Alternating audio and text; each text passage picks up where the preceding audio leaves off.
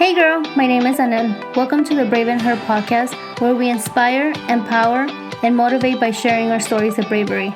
I strongly believe that by sharing our stories, we open ourselves to healing, but also serve to give hope and inspiration to those who are dealing with a tough situation. We will talk about all topics under the sun. Now let's hear your stories of bravery. Hey girl, thank you for being here for this episode.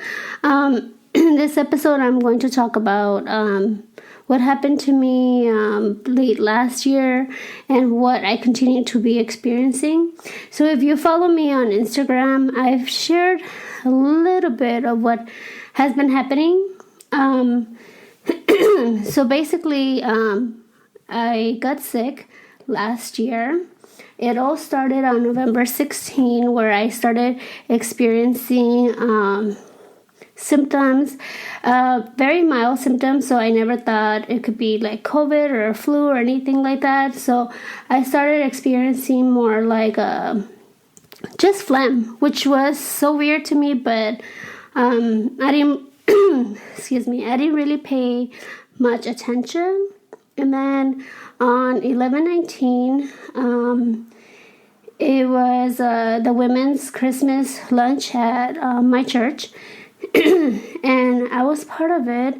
So I was there bright and early, and I had a little booth there. If you didn't know, I have a little boutique where I sell women's clothes and some merchandise for like the Brave and Her. Anyway, so I was there.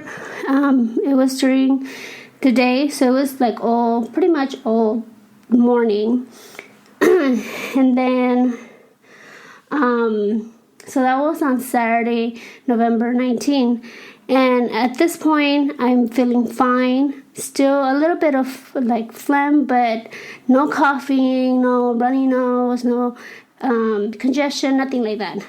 And so then where I started feeling really sick was on Thanksgiving Day. So on Thanksgiving Day is when I had my first fever. So again, I'm not thinking too much of it because in the past I've had random high fevers and then they go away within a day. I just take like some Tylenol and they'll go away on their own. So again, I took some Tylenol, fever went away. That was on Thursday, Thanksgiving Day. I still didn't really do much because I did feel sick, so I was in bed all day for Thanksgiving. And then Friday, there was no fever. Again, I'm just resting. Saturday comes and I get fever again. So this was November 26th. So it's Saturday. I get fever, and then I told my husband, okay, I have fever, and so this is not good. Like now I have a high fever, two days this week. So I said, since I'm a kidney transplant recipient, that's just bad. I mean, it's bad for just anybody, but especially for me because that gets me really dehydrated, and that's very dangerous for my kidney. So then I told my husband I have to call the doctor and let her know what's going on. But let me go back to Thanksgiving Day. So Thanksgiving Day, because I was already I felt sick and then I had the fever, I did take a COVID test that day and it came back positive. But again, I didn't feel terrible. Like I felt sick, but not terrible. Like there have been other days where just out of nowhere I just feel really sick, not functional, and that's because of my kidney disease. But this day, I just said, you know what, I'm just gonna take the Tylenol, rest, and we'll see. So then again, Saturday comes, I get another fever, so I call my doctor and I let her know what's going on, and she said to go into the emergency room so I can get, I forgot what the COVID medicine she had suggested. But by the time I went into the emergency room, I've already had symptoms for over 10 days, so they couldn't give me that medication.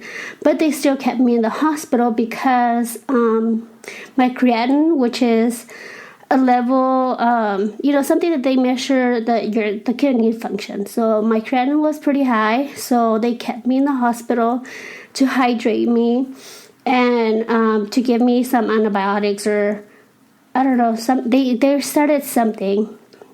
So I stay, and like maybe within a couple days of my stay in the hospital, mind you, I just came to the hospital with symptoms of just fever and a little bit of weakness, and I think it was diarrhea too. But that's it. There was no coughing, there was no lack of oxygen, there was no congestion, nothing like that. So, but within a couple of days of me being in the hospital, my oxygen level drops a little bit. So they started me with a steroid, and then so steroids and some oxygen. So I was hooked on the oxygen. A couple of days, or maybe a few days after I started with the oxygen, I just started feeling like I don't know, like if it was kind of like an allergy, but I don't really suffer from allergies, just very mild, but this was bad. Like I felt like my whole sinuses felt like so itchy, and then it started hurting so bad. Like I felt it so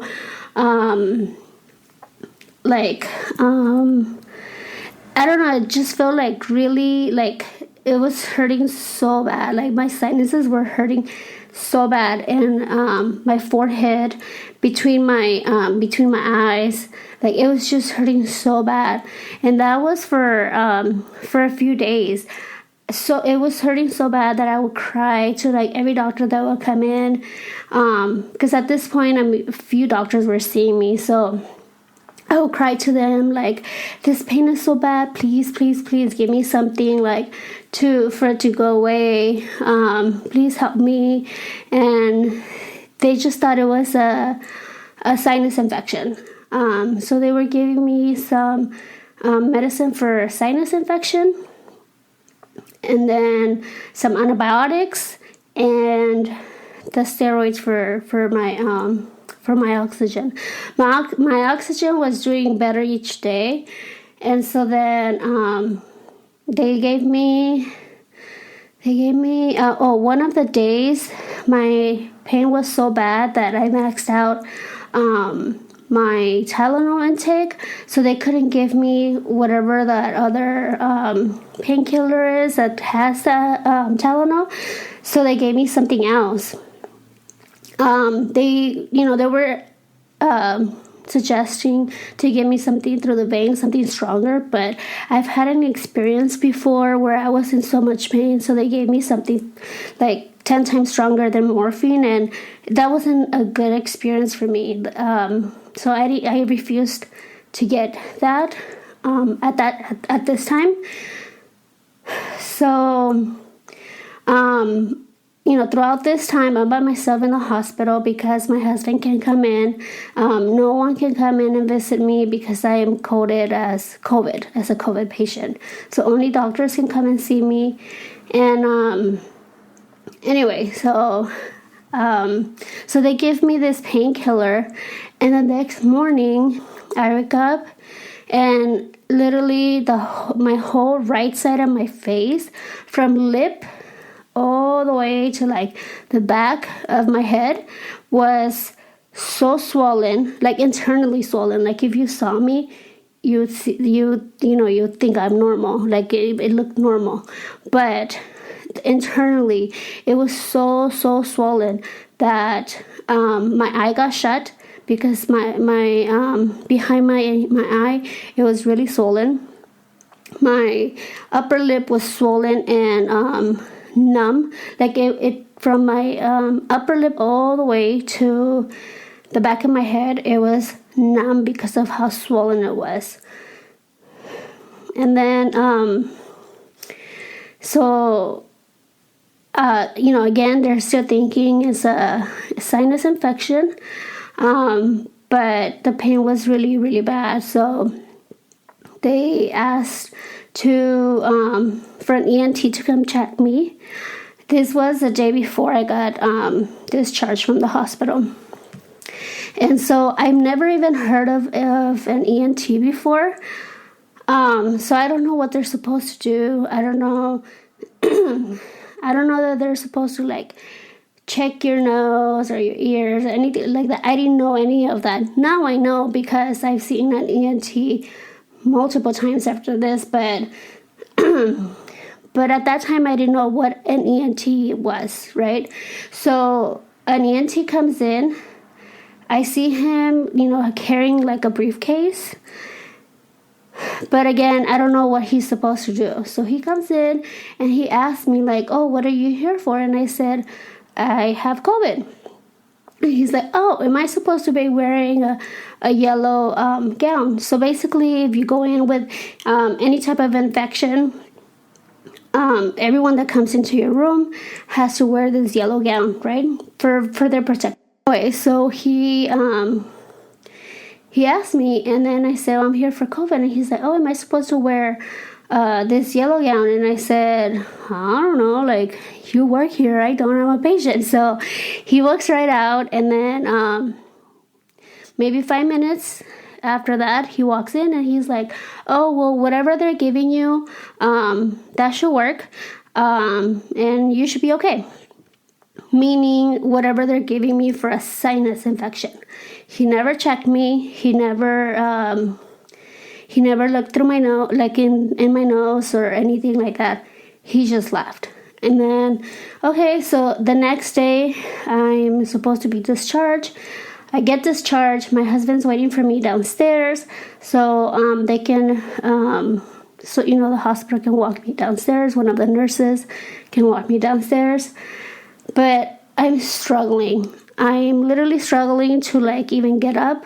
My whole hospital stay, most of it, I was there for 12 days. I hardly got up because every time I try to get up, I would start coughing because my oxygen. So then, but the day that I was leaving, I felt so weak, like weaker than when I came in. So then, but I didn't think any of it because one, I had been laying in bed for 12 days, right? So I'm thinking like, well, it might be that too. Two, because many people have told me that when they got COVID, they felt really weak. So I'm thinking, okay, I have COVID, so it might be that. So I didn't think much of it, but I literally felt so sick, and then I felt rushed to leave the hospital. But anyway, I left, and so I came home. That was on a Thursday, December 8th.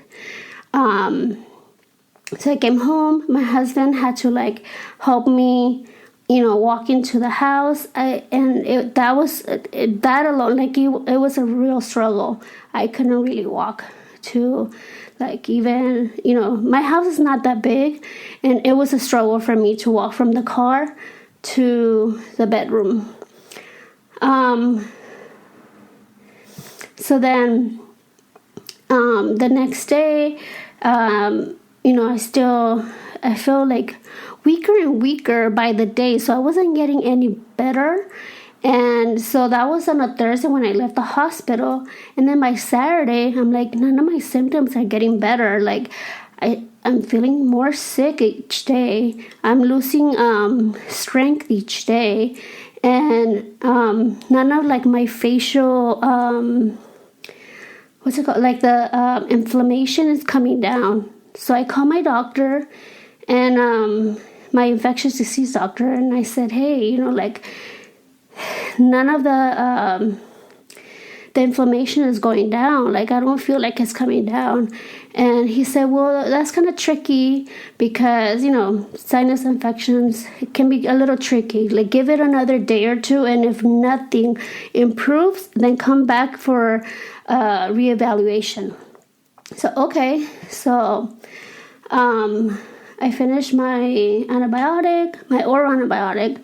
And then that was Saturday. By Monday, like in the like at 3 a.m, I just like told my husband, I'm like, you know what, something just doesn't feel right. Like I need to go back to the emergency room so they can reevaluate me. Maybe they didn't give me the correct antibiotic or something, right? Because throughout this time, like I just felt weaker and weaker. It got to the point where I couldn't even with assistance from my husband, I couldn't go to the bathroom. Like I couldn't do much. Like I could barely, like I couldn't even like get up from the bed. Like I was just feeling so weak. So then, and normally like my husband will say, no, like it's just in your head, like wait another couple of days. The doctor already told you, like the doctor told me it's a little tricky, wait, a couple of days or whatever. But this time, as soon as I told my husband, like, hey, I feel like something's off and like I need to go back to the emergency room. So he took me, and I know it was from God because one, my husband, like I just said, like my husband would have just said like, no, like you're just exaggerating, or like let's just wait another few days or something like that. And then two, when we got there, literally there was no one in the emergency room. We walked right in. And so we go in, and then, later on when the doctor comes in, he asked me, the infectious disease doctor asked me, what did the ENT say? Did he check, and what did he say? And I said, well, he said that whatever you're giving me, that should work. He never checked me. Like, he never checked anything. And then he's like, oh, we need to get another ENT here. But in the meantime, they gave me 2 different antibiotics and antifungal medication, just in case, So,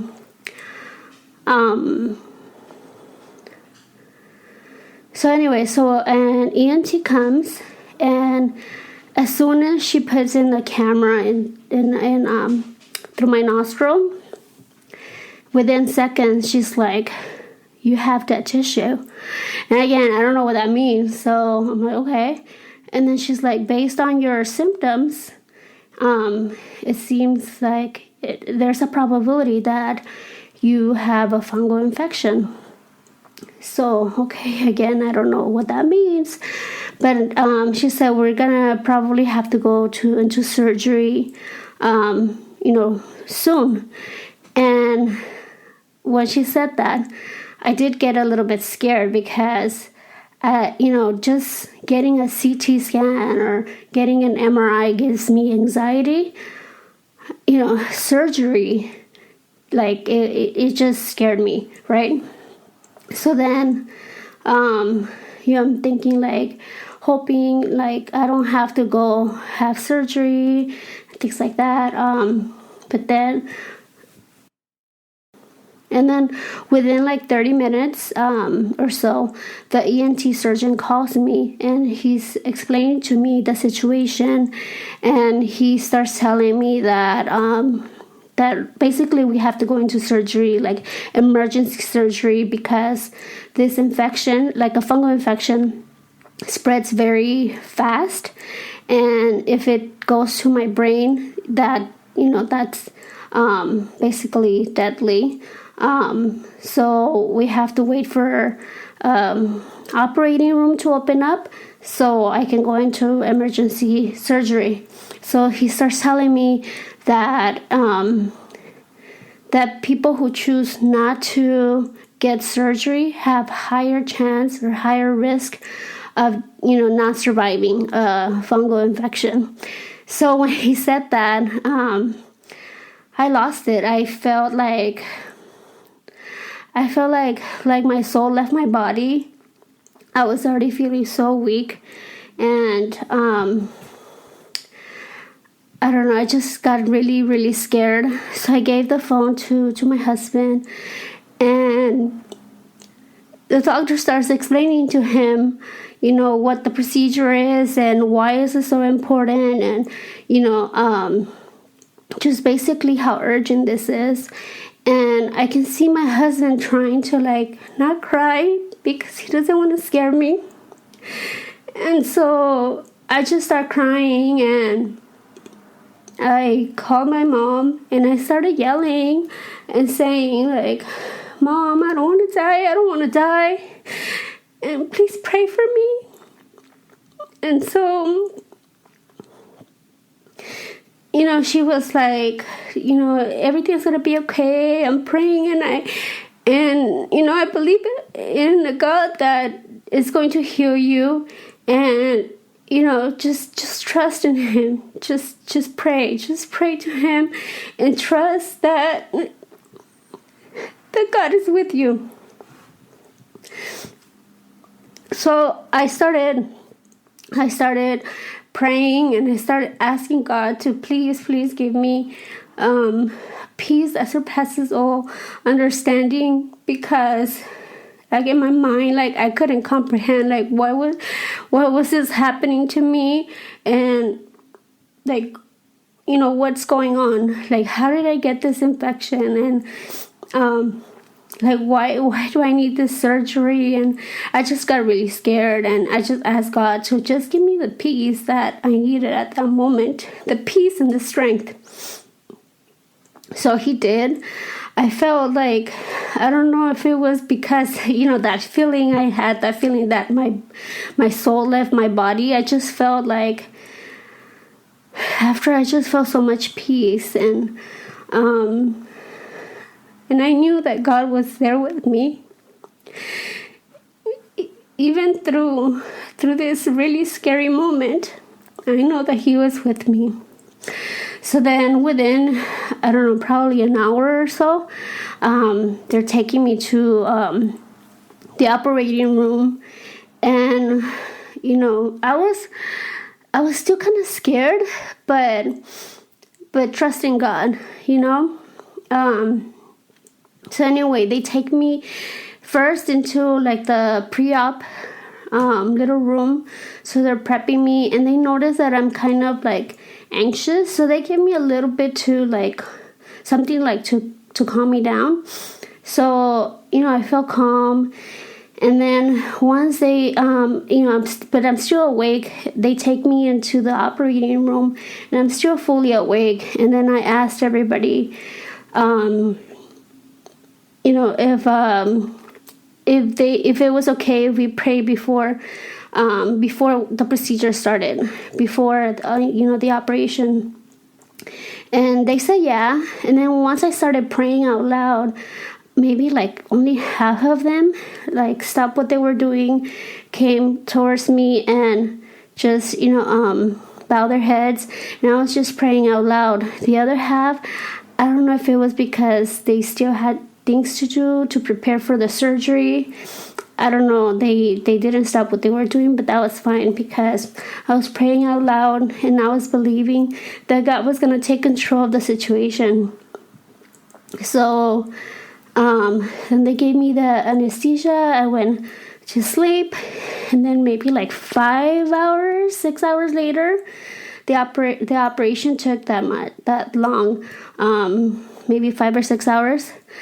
I woke up, and then I remember waking up and singing a worship song.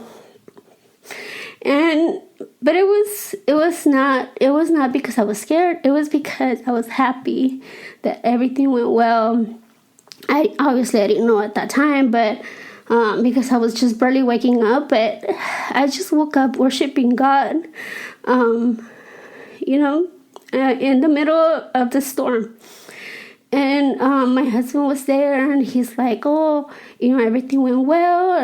They removed the fungal infection, and they removed the dead tissue.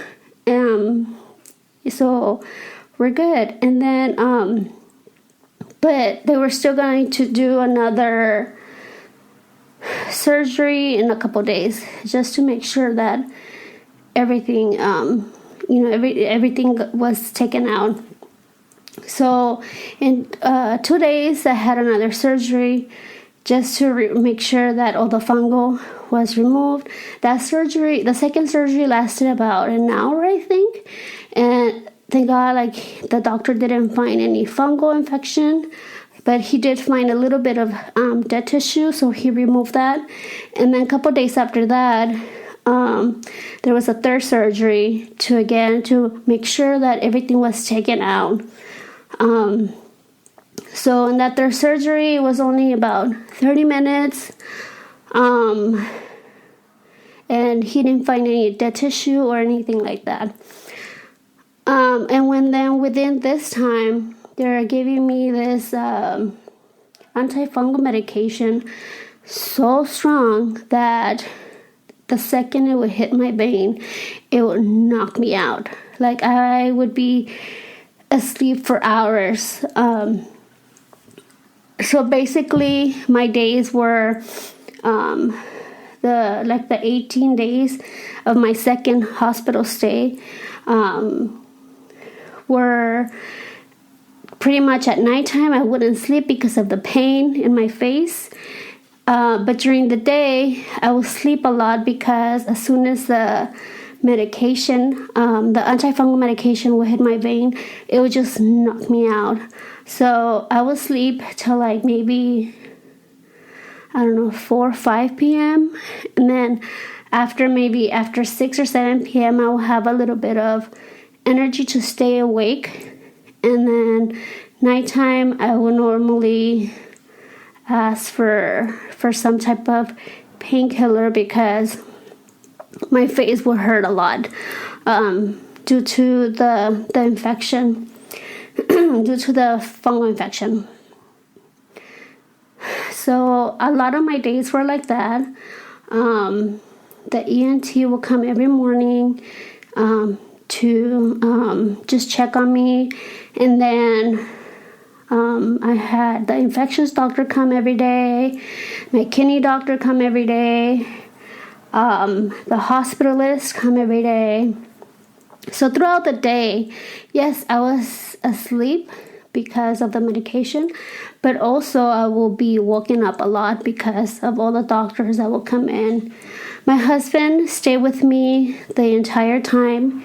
He only came home maybe 2 or 3 times to shower and grab some new clothes and things like that, but he slept with me the entire 18 hospital days. We were there for Christmas Eve. We were there for Christmas Day. We were there from December 12th through December 29th, which is about 18 days. But another thing is that the fungal medicine was supposed to damage my kidney. It was supposed to cause some kind of damage to my kidney. It didn't. It was a total opposite. My kidney was doing so great in the hospital because they were hydrating me so much. If you don't know my history, I was born with kidney disease, and at the age of 12, I received a kidney transplant. So I've been having my kidney for about, this August will be 27 years. Lately, this past year, I've been struggling with my kidney disease. But in the hospital, yes, I had this fungal infection, but my kidney was doing really good. Even the doctors were surprised. They're like, the infectious disease doctor was like, I don't know how to explain it, but your kidney is doing the opposite of what we were expecting. It's doing really good. So my husband and I looked at each other and we're like, we know what the answer is. And then the doctor's like, what is it? And we're like, it's God. It has to be God. It's only God. And then he's like, oh, okay. But we knew, like, he didn't have any science to back him up of what's happening. But, God knew that I needed some kind of hope and some kind of good answer during that time in the hospital, that he made something good. Anyway, so we left the hospital December 29th, and I'm still recovering. Since then, like my first month home, I slept a lot. I think my body just needed to recover from all this infection and medication. I'm still taking the antifungal medication. I'm still recovering. My eye still does not have. I'm still recovering. My right eye still doesn't have full vision yet, but it's recovering. I'm regaining vision little by little. The nerve on my upper right side lip, and like by my nostril, is starting to feel like some sensation. So I'm starting to feel a little bit, because before I couldn't feel anything. Like I could put cold pack, hot pack, I couldn't feel it. And I couldn't feel my fingers or anything like that. Now I can feel my fingers. I feel some sensation. So I'm gaining sensation on my face, little by little. Yeah, that nerve on my right side of my face got really damaged, and from what the doctors have told me, it might take some time. It's a very slow process, but it's gonna take some time for me to fully recover. But what I want to say is that throughout this whole journey, I've seen God. God has always been with me, and I just put all my trust in Him, because if not, I could have just, yes, I panicked for a second, but I could have just been panicked the entire time, and that would have not been good. My husband too, he also put his trust in God, because something like this probably would have, I don't know, broken us. Not, separated us, but like we could have been broken. And I don't know, like I feel like this experience actually made us closer, made me and my husband closer, and made me like closer to God, my dependency closer to God. Some of the things that have helped me, throughout my stay in the hospital was, put on some worship music. I learned, I don't know if this is a common thing, like common knowledge, but it was new to me. I know now that when I go get a CT scan or an MRI, I can actually request the technician to put on some worship music for me, and they'll do that. I go to sleep with worship music now. And I did every day, every night in the hospital. I put on some worship music, and that just helps me just praise God in the middle of a storm, and just calm my soul, and know that everything is going to be okay. And then also a big part of it is that the prayers from my family and my friends. I had so many people praying for me, family and friends, and checking on me and making sure that I was okay, making sure that my husband was okay. And I'm just so grateful that God has put so many great people, so many prayer warriors in my life, that I can depend on them to pray for me, even on those days that maybe I don't have the strength to pray. So I want to recommend you to, if you don't have people on your phone, or people in your neighborhood that could pray for you when you're going through something and you feel like you don't have the strength to pray, I recommend you look for somebody and say, you know what, you're my praying warrior. Or just say, hey, you know what, I'm going through something hard, but can you please pray for me? Can you please keep me in your prayers? Because I do believe in the power of prayers. And I mean, I'm a walking testimony of, that prayers do work.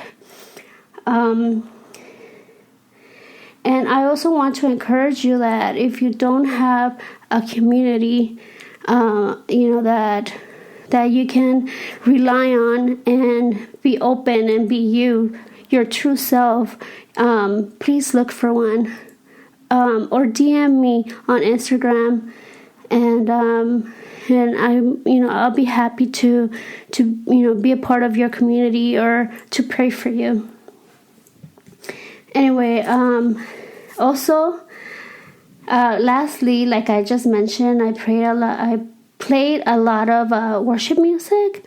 So I have my favorite song right now is God is in This Story, because I can relate so much to that song, because I truly believe that God is in my story and what I've gone through and what I continue going through.